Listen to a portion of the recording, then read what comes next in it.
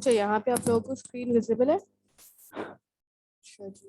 हमारी आज की जो क्लास है, इसका जो आज हम स्टार्ट कर रहे हैं असेंबली लैंग्वेज फंडामेंटल्स से। ठीक है, असेंबली लैंग्वेज फंडामेंटल्स के अंदर बेसिकली हमारे पास बेसिक्स है कि आप किस तरीके से बेसिक्स जो होंगी, लाइक डेटा टाइप्स हो गई, रिजर्व वर्ड्स कौन कौन सा हो सकते हैं, और स्पेशल कीवर्ड्स कौन कौन से हो सकते हैं, उन सब चीज़ों के बारे में आज हम फंडामेंटल्स के अंदर डिस्कस कर रहे होंगे। ठीक है, अच्छा जी।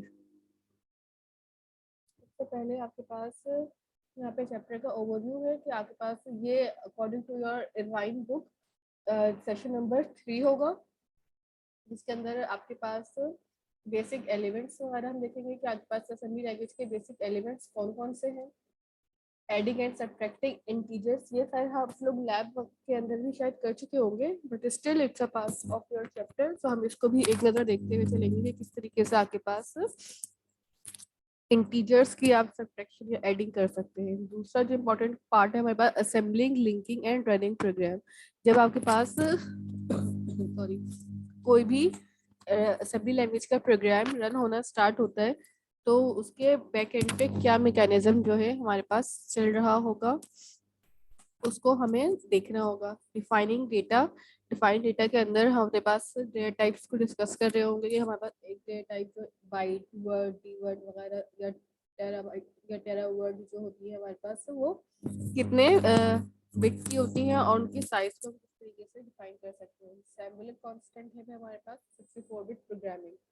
64 बिट प्रोग्रामिंग अगर हमारे पास टाइम बचा लैब में तो हम आज कर लेंगे, अदरवाइज फिर हमारी नेक्स्ट क्लास होगी उसमें हम देखेंगे। नेक्स्ट आपके पास ये चैप्टर का ओवरव्यू था आज के।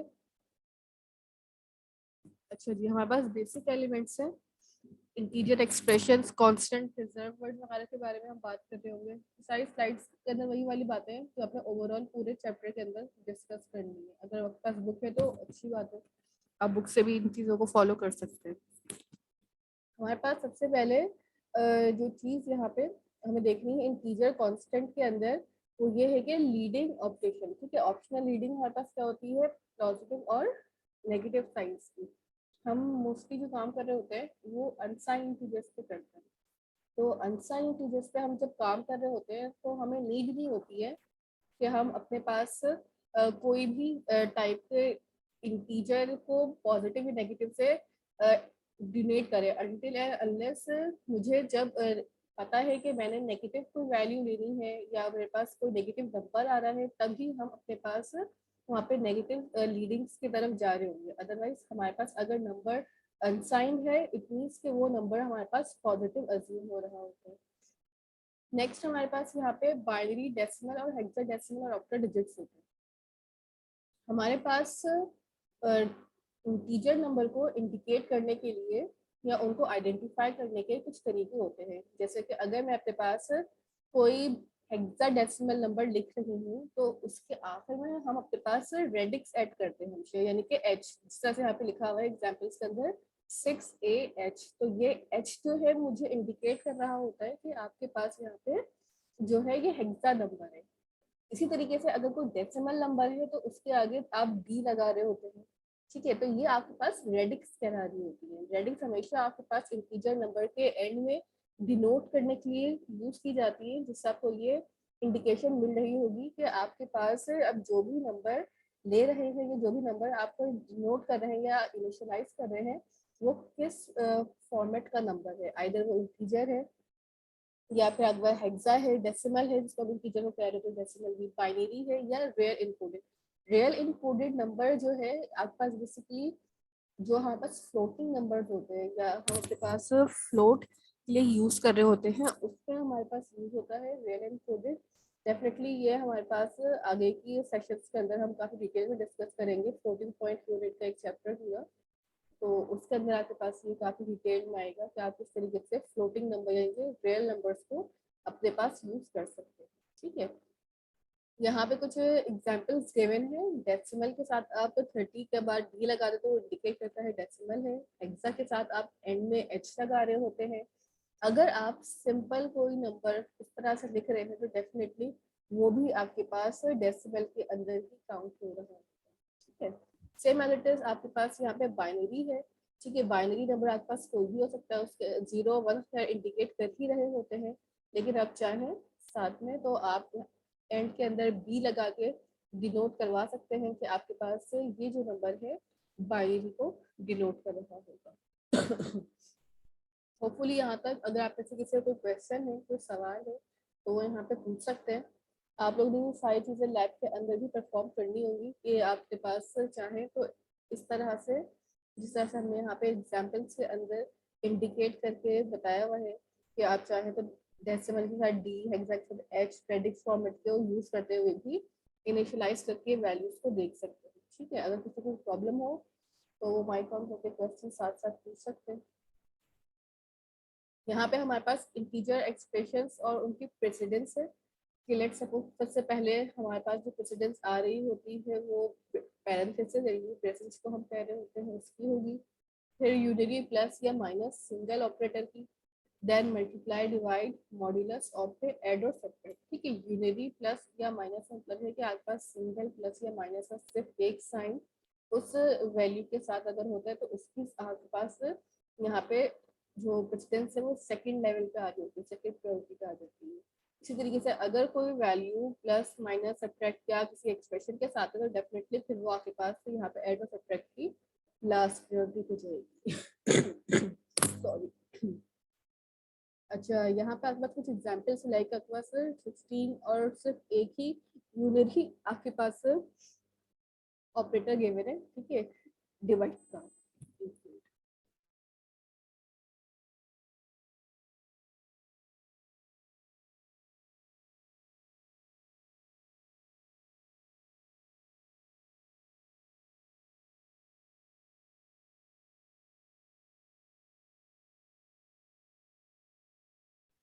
यहाँ पे आपके पास एक ही ऑपरेटर अवेलेबल है जो कि आपके पास सिंपल डिवाइड करे, तो डेफिनेटली प्रेसिडेंस वाइज अगर देखा जाए तो फिर इसी की ही प्रेसिडेंस जो है सबसे ज्यादा हाई रहेगी। सिमिलरिटीज यहाँ पे मेरे पास एक एक्सप्रेशन गिवन है और उस एक्सप्रेशन के अंदर आपको ये डिसाइड करना है कि सबसे पहले आप कौन से प्रेसिडेंस से सॉल्व करना स्टार्ट कर रहे हैं। तो डेफिनेटली यहाँ पे मेरे पास सबसे पहले जो ब्रैकेट्स हैं उनसे हम स्टार्ट लेंगे कि आपके पास दो ब्रैकेट्स लाइक एक प्लस है और यहाँ पे माइनस है। तो डेफिनेटली अब आपने इस प्रेसिडेंस को फॉलो करना है और फॉलो करते हुए सबसे पहले आपने इन दोनों ब्रैकेट्स को सॉल्व करना होगा और फिर यहाँ पे यूनिटी माइनस है और फिर यहाँ पे आपके पास एक मल्टीप्लिकेशन का ऑपरेटर है। तो डेफिनेटली ये डिपेंड कर रहा है कि आप जो है किस सीक्वेंस में अपने पास से सॉल्व कर रहे हैं, ठीक है। तो इस ये जो आपके पास प्रेसिडेंस है इसको याद रखिएगा कि आपके पास यूनिटी प्लस या माइनस होंगे तो पहले वो सॉल्व होंगे और अगर ऐड और सब्ट्रैक्ट है तो फिर वो मॉड्यूलस के बाद लास्ट में जा रहे हैं, ठीक है। मिस जी बेटा। मिस ये जैसे इन दोनों की प्रेसिडेंस 3 है, मॉड की भी और मल्टीप्लाई डिवाइड की भी। तो जी, अगर एक सवाल में ये दोनों चीजें होंगी तो फिर पहले क्या यूज होगा? अगर मॉड और मल्टीप्लाई दोनों साथ में आ रहे हैं तो भाई डिपेंड करता है कि अगर कोई एक चीज ब्रैकेट के अंदर है या ब्रैकेट के बाहर है जी, फिर उसको उसके हिसाब से करेंगे। अगर दोनों ही ब्रैकेट के बाहर होंगे तो पहले मल्टीप्लाई एंड देन फिर डिवाइड को हम सॉल्व करते ओके मिस, थैंक यू। हैं। नेक्स्ट हमारे पास यहाँ पे आ जाते हैं स्ट्रिंग कांस्टेंट, ठीक है। स्ट्रिंग कांस्टेंट या कैरेक्टर कांस्टेंट आपके पास बिल्कुल वैसे ही होते हैं जिस तरीके से आप अपने पास हाई लेवल प्रोग्रामिंग लैंग्वेजेस के अंदर देखते हुए हैं कि आपने अगर सिंगल कोट या डबल कोट में कोई एक कैरेक्टर डिफाइन किया हुआ है तो वो एक सिंपल कैरेक्टर काउंट हो रहा है। अगर आप डबल कोट में दे रहे हैं तो वो फिर एक पूरा स्ट्रिंग काउंट हो रहा है, ठीक है। अच्छा, असेंबली के अंदर आपके पास जब आप स्ट्रिंग को इनिशियलाइज करते हैं तो at the end of the string आप अपने पास जो है वहाँ पे जीरो भी लास्ट में ऐड करते होंगे। अगर आपने अभी स्ट्रिंग इनिशियलाइज वगैरह करके या कोई एग्जांपल ऐसे परफॉर्म की होगी जिसके अंदर आपने स्ट्रिंग को इनिशियलाइज करके देखा है तो at the end of the string आपके पास जीरो भी ऐड हुआ होगा। बेसिकली यहाँ पे हमें इंडिकेट करना होता है कि आपके पास जीरो जो है वो एंड ऑफ द करेक्टर है, यानी कि इसके बाद मेरे पास जो स्ट्रिंग है वो एंड हो चुका है और कोई आगे वर्ड या अल्फाबेट अब मजीद नहीं ऐड होगा। तो इस चीज को ऐड करना बहुत जरूरी है जब आप बस प्रोग्रामिंग कर रहे होंगे। अदरवाइज जो है आपके लिए फिर प्रॉब्लम होगी कि आपके पास जो एंड ऑफ द लाइन है वो नहीं मिल रही होगी, तो साथ में आपकी जो स्ट्रिंग जो भी आप प्रिंट कर रहे होंगे गार्बेज वैल्यूज भी साथ में आपके पास से शो हो सकती है। ठीक है, इसके एग्जाम्पल भी हम आपके पास विजुअल स्टूडियो ऑन करके देख भी लेंगे तो किस तरीके से आप इसको कर सकते हैं। ठीक है, यहाँ पे कुछ आपके पास रिजर्व वर्ड्स के साथ साथ आइडेंटिफायर्स भी बने। ठीक है, reserve words can not be used as identifiers, ये बात तो पता है आपको कि हम किसी भी प्रोग्रामिंग लैंग्वेज हाई लेवल हो या फिर लो लेवल अगर बात करते हैं तो डेफिनेटली हम रिजर्व वर्ड्स को एज एन आइडेंटिफायर या फिर एज अ वेरिएबल या कांस्टेंट यूज नहीं कर सकते। तो डेफिनेटली यही वाली बात आपको हमें बताई जा रही है कि इंस्ट्रक्शंस मेनूमिक्स हो गए या फिर आपके पास कोई भी डेटा टाइप हो गई या फिर कोई भी एट्रीब्यूट टाइप का हो गया, आप यूज नहीं कर सकते अनटिल अनलेस आपके पास जो है उसका एक्सेस ना हो। ठीक है, अगर वो रिजर्व है तो फिर वो स्पेसिफिकली किसी काम के लिए। आइडेंटिफायर्स आपके पास यहाँ पे है गिवन 120 से लेकर 257 कैरेक्टर्स है इंक्लूडिंग डिजिट्स।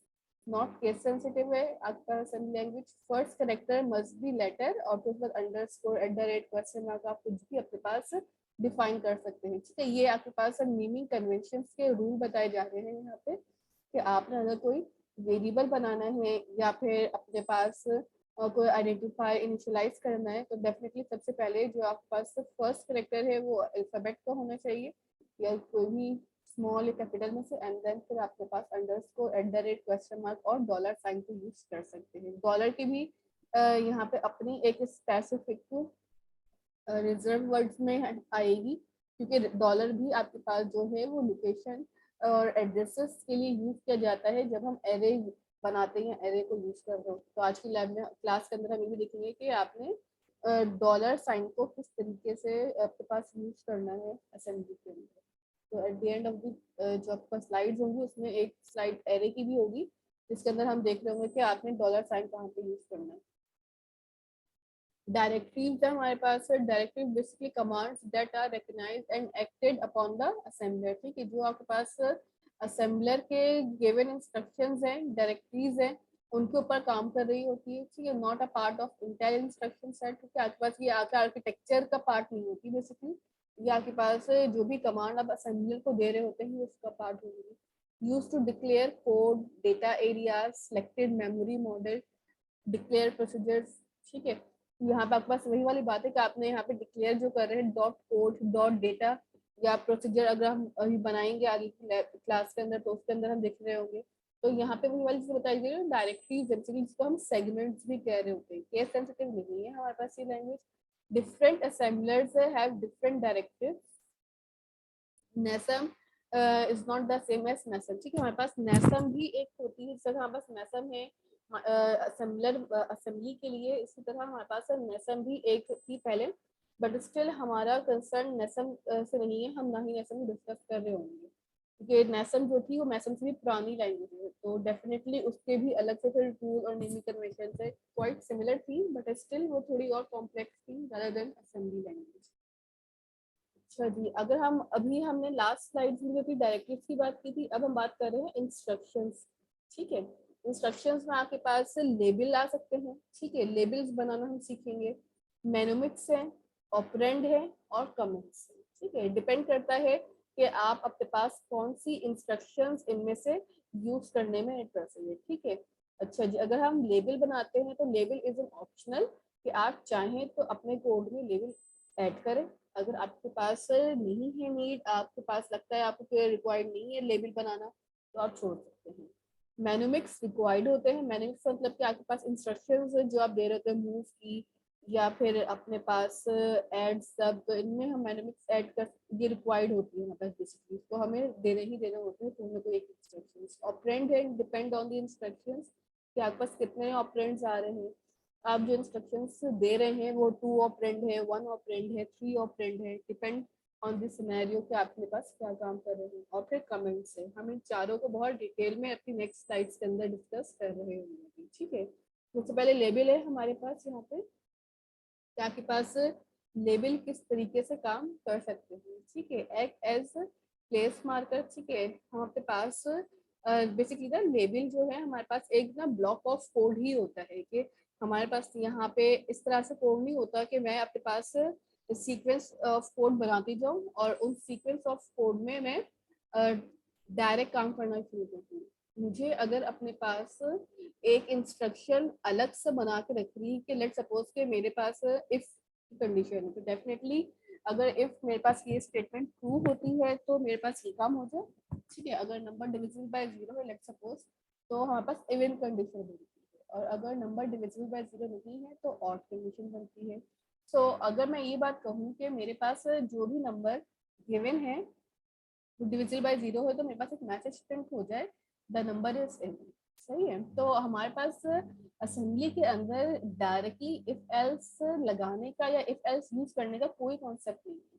तो अगर मुझे इस टाइप की कंडीशन सेटिस्फाई करवाने के बाद तो मैसेज शो करवाना है या कोई और काम करवाना है, तो फिर हम उसके लिए अपने पास लेबल्स का यूज कर रहे होते हैं। लेबल बेसिकली हमारे पास एक ब्लॉक ऑफ कोड बना देता है कि जब मेरे पास कंडीशन सेटिस्फाई होगी, लाइक नंबर डिविजिबल बाय 0 होगा, तो फिर वो इस वाले लेबल पे जंप कर जाए।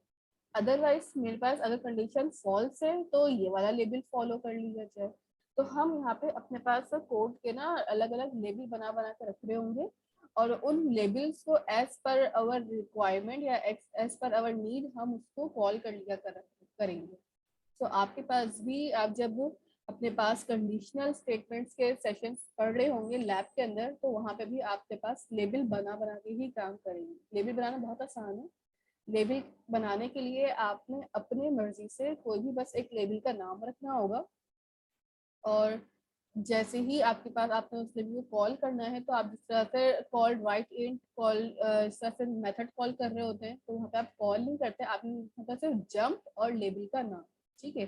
लेबल का नाम आप L1 रख सकते हैं, माई एरे रख सकते हैं, मतलब जो आपको अपनी हिसाब से सही लग रहा है। नेमिंग कन्वेंशन को ध्यान में रखते, बस रिजर्व वर्ड्स ना हो, उसके अलावा आप कोई भी अपने पास नाम रख के अपना काम कर सकते हैं इजीली, ठीक है।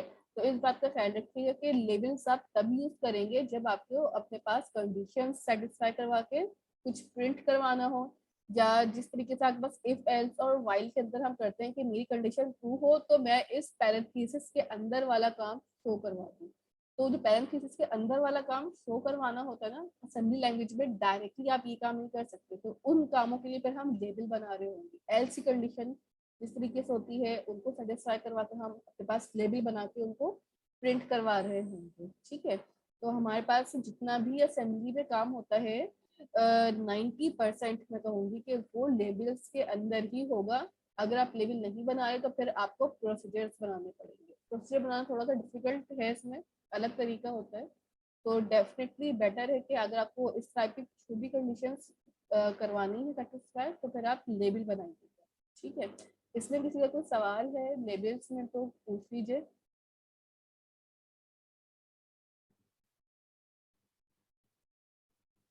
ठीक है, हमारे पास फिर नेक्स्ट स्लाइड है यहाँ पे मैनोमिक्स एंड ऑपरेंट की, ठीक है। इंस्ट्रक्शंस मैनोमिक्स की अगर बात की जाए तो इंस्ट्रक्शन मैनोमिक्स के अंदर आपके पास जो है मूव की, ऐड की, सब्ट्रैक्शन की, मल्टीप्लिकेशन है, इंक्रीमेंट है और डिक्रीमेंट। ये सारी वो इंस्ट्रक्शंस हैं जो आपके पास इंस्ट्रक्शन मैनोमिक्स कहला रही होती है। ये डेली बेसिस पर डेली हम बहुत ज़्यादा आपके पास यूज कर रहे होंगे। इंक्रीमेंट डिक्रीमेंट शायद अभी तक यूज ना किया हो आप लोगों ने, बाकी सारी इंस्ट्रक्शन तो शायद आप अब तक लैब्स के अंदर यूज कर चुके होंगे। तो इंक्रीमेंट डिक्रीमेंट किस तरीके से वर्क करती है ये आज की क्लास में हम देख लेंगे। परफॉर्म करके एक छोटा सा प्रोग्राम बना लेंगे और उसको रन करके देख लेंगे कि किस तरह से इसका सिंटैक्स वर्क कर रहा होता है। जिस तरह से आप नॉर्मल प्रोग्रामिंग लैंग्वेज में यूज करते हुए आए हैं इंक्रीमेंट डिक्रीमेंट, कॉन्सेप्ट बिल्कुल सेम है। बस यहाँ पे आपने प्लस प्लस और माइनस माइनस की जगह पे INC इंक्रीमेंट लिखना होता है और डिक्रीमेंट के लिए आप DEC लिख रहे होते हैं, ठीक है। फिर इसके आगे आपके पास कोई भी मेमोरी यूज करते हैं, ठीक है। हम डायरेक्टली इंक्रीमेंट के आगे लाइक INC 5 नहीं लिख सकते। मुझे अगर इंक्रीमेंट कराना है तो मुझे कोई मेमोरी देनी पड़ेगी। मेमोरी मतलब कोई रजिस्टर यानी डिस्प्ले करना होगा, अदरवाइज आपके पास जो है वो एरर कहला रहा होगा। ठीक है, ये एग्जाम्पल सारे भी हम विजुअल स्टूडियो ऑन पे कर लेंगे ताकि आपके पास एक ओवरव्यू रहे और फिर आप लोग को आइडिया भी दे किस तरीके से आपने इनके सेंटेंस को यूज करना होता है।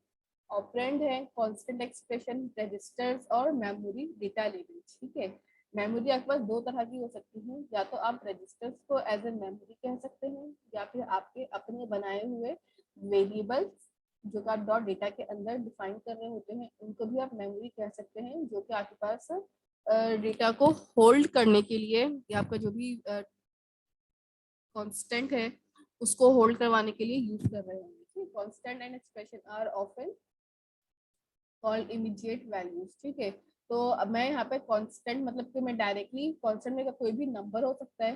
ठीक है, डायरेक्ट हम यहाँ पे वो डिफाइन नहीं कर सकते इंक्रीमेंट डिक्रीमेंट के लिए। अगर हम मूव की स्टेटमेंट भी यूज करते हैं तो मूव के स्टेटमेंट के साथ भी यही रूल है कि आपके पास सोर्स और डेस्टिनेशन आ रही होती है। ठीक है, तो आपके पास डेस्टिनेशन में डायरेक्टली कोई कांस्टेंट नहीं आ सकता। ठीक है, जब लेट्स सपोज कि अगर आप व्हाइट स्क्रीन पे को देखते चले तो मेरे पास अगर मैं यहाँ पे मूव EAX कॉमा 5 लिख रही हूँ तो डेफिनेटली ये एक लीगल स्टेटमेंट है। ठीक, लीगल का मतलब ये कि आपके पास सेंटेक्स करेक्ट है। लेकिन अगर मैं इस तरह से लिख रही हूँ मूव 5 कॉमा EAX तो डेफिनेटली ये एक इलीगल स्टेटमेंट हो जाती है कि आपके पास यहाँ पे जो है EX की वैल्यू डेफिनेटली एक कांस्टेंट के अंदर नहीं जा सकती। सेम एज इट इज अगर हम इंक्रीमेंट की जो बात कर रहे थे, इंक्रीमेंट EAX लिख रही हैं हम तो डेफिनेटली मेरे पास रजिस्टर के अंदर जो भी EX की वैल्यू उसमें आपके पास ऑटोमेटिकली जो है वो प्लस हो जाएगा 1 1। सेम एज इट इज अगर डिक्रीमेंट है तो यहाँ पे भी मेमोरी आएगी आपके पास। आप चाहें तो कोई रजिस्टर ले लें और अगर रजिस्टर्ड नहीं है तो फिर आप यहाँ पे अपने हिसाब से कोई भी वेरिएबल अगर आपने ऊपर इनिशियलाइज किया हुआ होगा तो आपके पास वो वेरिएबल भी यहाँ पे लेट्स सपोज मैंने एक वेरिएबल ऊपर इनिशियलाइज किया हुआ था तो मैं वो भी लिख सकती हूँ। बट डायरेक्टली अगर हम यहाँ पे इस तरह से लिख दें इंक्रीमेंट 7 तो फिर ये एक इलीगल स्टेटमेंट आपके पास काउंट होगी। ठीक है, ये चीजें क्लियर है कि किस तरीके से इलीगल कौन कौन सी स्टेटमेंट हो सकती हैं और इलीगल। मूव की स्टेटमेंट में हमेशा जो है यहाँ पे डेस्टिनेशन और यहाँ पे आपके पास सोर्स मतलब कि हमेशा जो लेफ्ट साइड है आपकी वो आपके पास डेस्टिनेशन होगी और जो राइट साइड है वो आपकी सोर्स है। तो डेफिनेटली अगर मैं डेस्टिनेशन पे कोई कांस्टेंट वैल्यू डाल दूंगी तो वो एक इलीगल स्टेटमेंट है, यानी कि आपके पास जब कोड रन होगा तो एरर डिस्प्ले होगा। ठीक है, असेंबली लैंग्वेज में जब आप कोड टाइप कर रहे होते हैं तो आपके पास एरर्स डिस्प्ले नहीं होते। जब आपके पास कोड को कंपाइल करके रन करने पे आते हैं तब आपके पास एरर्स जो है एक साथ डिस्प्ले हो रहे होते हैं। तो डेफिनेटली आपको पता नहीं चलता जब आप कोड कर रहे होंगे तो लीगल स्टेटमेंट आपने लिखी है, इलीगल है या फिर आपके पास सिंटैक्स एरर है या नहीं। ठीक है, अच्छा जी, यहाँ तक किसी का कोई क्वेश्चन है, कोई सवाल है इन स्टेटमेंट में से तो पूछ लीजिए, अदरवाइज आपके पास नेक्स्ट स्लाइड को देख लेते हैं। कमेंट्स है हमारे पास, जिस तरह से हम नॉर्मल प्रोग्रामिंग लैंग्वेजेस में कमेंट कर रहे होते हैं उसी तरीके से असेंबली में अगर मुझे सिंगल लाइन कमेंट करना है तो सिंपल मेरे पास कॉलन यूज होता है यहाँ पे। ठीक है, मैं सिर्फ कॉलन लगा दूंगी किसी भी स्टेटमेंट से। अगर मुझे इस मूव की स्टेटमेंट को भी लेट सपोज कमेंट करना है तो भी मैं यहाँ पे कॉलन लगा सकती हूँ सिंगल लाइन स्टेटमेंट के लिए। ठीक है, इसी तरह आपके पास अगर आपके पास कोई मल्टी लाइन स्टेटमेंट है या आप मल्टी लाइन कमेंट करने में इंटरेस्टेड हैं तो डेफिनेटली मल्टी लाइन के लिए आपके पास यहाँ पे आपको सबसे पहले लिखना होगा कमेंट पूरा कंप्लीट वर्ड में। ठीक है, और साथ में आपने लगाना है एक्सप्लेनेशन मार्क। या आपके पास स्टार्टिंग कमेंट जहाँ से आपने करना शुरू करना है वहां से लेके स्टार्ट होगा और जहाँ पे आपका कमेंट एंड हो रहा है आपने वहाँ पे एंड में भी एक्सप्लेनेशन मार्क्स लगा देने हैं। ठीक है, तो इस तरीके से आपके पास यहाँ पे मल्टी लाइन कमेंट काउंट हो रहा है। क्लियर है मल्टी लाइन कमेंट? किसी को कुछ कंफ्यूजन है इस कमेंट के अंदर तो बता दीजिए। टाइम अटेंडेंस ले लेते हैं हम अभी 1 2 मिनट रुक। ठीक है, तो इस कमेंट में किसी को क्वेश्चन है सिंगल लाइन में या मल्टी लाइन के अंदर तो वो दोनों बता दीजिए कि अगर आपको कमेंट करना है किसी भी प्रोग्राम के अंदर मल्टी लाइन तो वो भी हम अभी कर लेंगे। क्लियर है यहाँ तक? ठीक है, हमारे पास नेक्स्ट जो टॉपिक है वो यहाँ से स्टार्ट होता है, इंस्ट्रक्शन फॉर्मेट्स एग्जाम्पल। ठीक है कि आपके पास इंस्ट्रक्शन फॉर्मेट कौन कौन से, नो ऑपरेंड भी हो सकता है, वन ऑपरेंड भी हो सकता है, टू ऑपरेंड्स भी हो सकते हैं। ठीक है। अच्छा जी, ये टॉपिक स्टार्ट करने से पहले हम अटेंडेंस ले लेते हैं, ताकि अगर किसी की लाइट का मसला हो रहा है जो कह रहे हैं वो ना। ठीक है। Just a minute.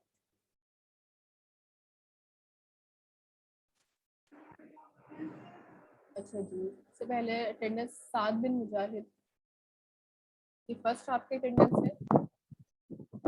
Present teacher. Mohammad Abdullah Akhtar,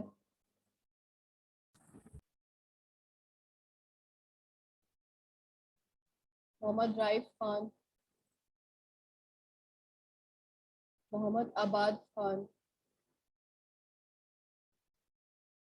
Hasnain,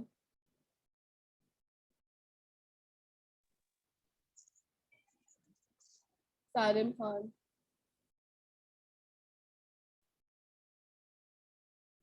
Taimur, present.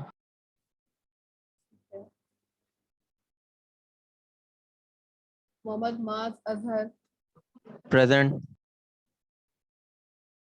Mohammad Danish, Farrukh Ahmed, Sadia, Safi Ahmed, present. ठीक है, मोहम्मद फहाद, प्रेजेंट। मिस मेरा नाम आ गया सारिम। मिस वो भी ज्वाइन किया, नेट प्रॉब्लम कर रहा था। लगा दिया। Okay miss. Karim Shaukat, Mustaba, present. Jayan, Faiza, Mahad, present में मार्ट नहीं। ठीक है, मोहम्मद अतीब, प्रेजेंट। ठीक है, अम्मार हुसैन, प्रेजेंट। गानिम, गानिम अपनी फर्स्ट क्लास है। Adnan Ali, present miss.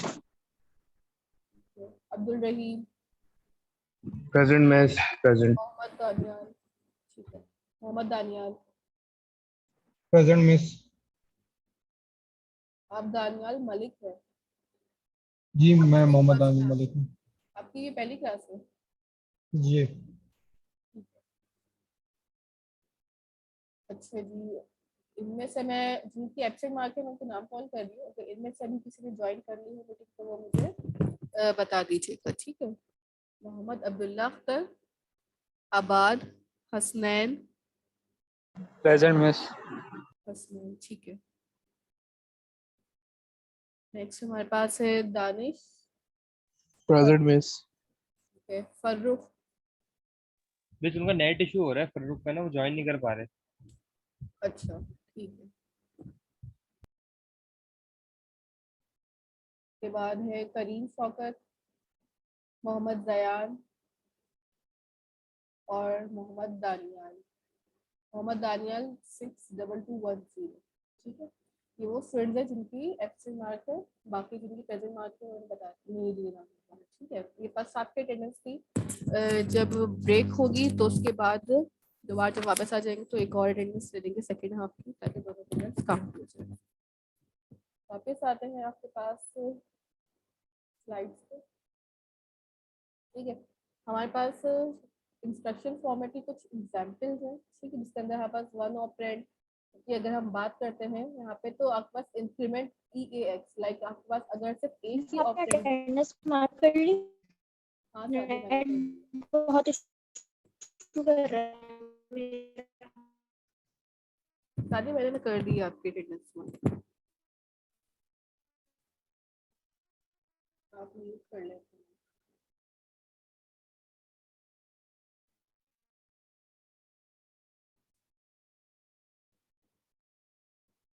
अच्छा जी, यहाँ पे अगर वन ऑपरेंड की हम बात कर रहे होंगे तो वन ऑपरेंड के अंदर आपके पास सिंपल EAXN के एक ही आपके पास जो है रजिस्टर होगा या फिर कोई भी एक ही आपके पास वेरिएबल आ सकता है, ये भी एक मेमोरी बाइट यानी मेमोरी से हम कह रहे होते हैं, वेरिएबल को हम मेमोरी भी कहते हैं बाद में ना असेंबली के अंदर। तो अगर पास कोई वेरिएबल आपने बनाया हो माई बाइट के नाम से या फिर किसी और नाम से, सिंपल ए के नाम से जब चाहे तो वेरिएबल बना सकते हैं, तो वो भी एक ऑपरेंड में आ रहा होगा। इसी तरह हमारे पास टू ऑपरेंड है, टू ऑपरेंड के अंदर हमारे पास ऐड की, सब की जो इंस्ट्रक्शंस है वो काउंट हो रही होगी। लाइक आपने दो रजिस्टर्स के दरमियान आप यूज कर सकते हैं, एक मेमोरी और एक कांस्टेंट के दरमियान आप यूज कर सकते हैं इन इंस्ट्रक्शंस को टू ऑपरेंड की। ऐड की इंस्ट्रक्शंस एक रजिस्टर और एक कांस्टेंट जो भी आपके पास एक्सप्रेशन है आप उसको भी काउंट करवा सकते हैं, ठीक है। तो ये भी पॉसिबिलिटी अवेलेबल है कि हम इस तरीके से भी अपने पास जो है डायरेक्टली कांस्टेंट एक्सप्रेशन को ऐड करवा दें अपने पास एक रजिस्टर के अंदर, ठीक है। तो ये आपके पास पॉसिबिलिटीज पता होनी चाहिए कि कौन कौन सी हो सकती है। जरूरी नहीं कि हमेशा हम सिर्फ रजिस्टर ही यूज करें, कांस्टेंट भी की जा सकती है यूज अगर आपके पास पॉसिबिलिटी अवेलेबल हो तो, ठीक है। नेक्स्ट आपके पास यहाँ पे है एडिंग एंड सब्ट्रैक्टिंग इंटीजर। अच्छा, आप लोगों ने प्रोग्राम परफॉर्म करे एड एंड सब्ट्रैक्ट वगैरह के लैब के अंदर?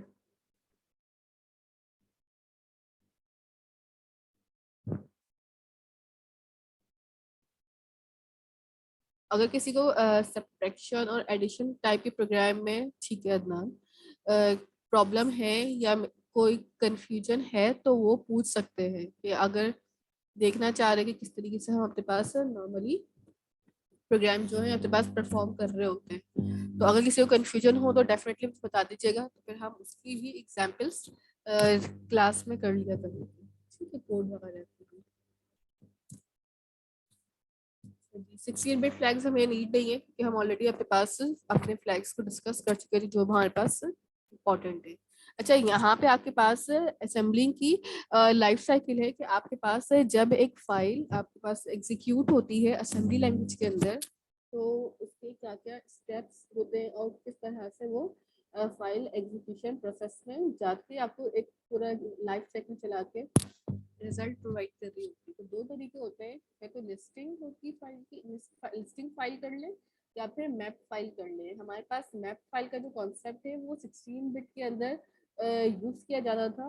अभी जो फिलहाल आपके पास असेंबली की लाइफ साइकिल है वो ज़्यादा यूज हो रही होती है। तो हम लोग जो अभी इरवाइन की लाइब्रेरी यूज कर रहे हैं तो उसके अंदर हमारे पास assemble link live execute cycle जो है वो यूज हो रही होती है, ठीक है। कैसे करते काम मैं दिखाती हूँ उसकी पिक्चर में।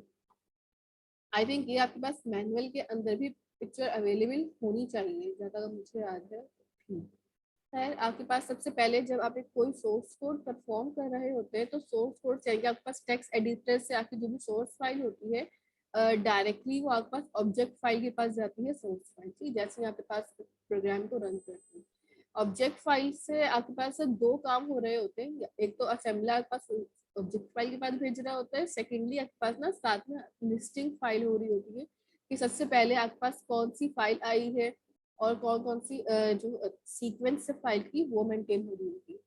उसके बाद आपके पास जो आपने असेंबली फाइल भेजी है वो एग्जीक्यूटेबल फाइल के लिए जाती है, एग्जी फाइल जब बनने जा रही होती है उससे पहले चेक होता है कि उसके अंदर कौन कौन सी लिंक लाइब्रेरी आपने कौन कौन सी लाइब्रेरीज को उसमें लिंक अप किया हुआ है। तो हम अपने पास सिर्फ इरवाइन 32 की लाइब्रेरी को इंक्लूड कर रहे होते हैं यानी कि लिंक कर रहे होते हैं, तो हमारे पास सिर्फ और सिर्फ इस स्टेप में इरवाइन की लाइब्रेरी ऐड हो जाता है। हम और लाइब्रेरी वगैरह भी ऐड करते हैं तो वो भी यहाँ पे साथ में एग्जीक्यूटेबल फाइल में भेजने से पहले लिंकअप हो जाती है, ठीक है। इसी तरीके से हमारे पास एक्जी फाइल बनने के बाद ओएस लोडर के पास जाती है, ठीक है, जो कि आपके पास आपकी एक्जी फाइल जनरेट करता है और हमारे पास जो स्क्रीन है वहाँ पे आउटपुट शो हो रहा होता है, ठीक है।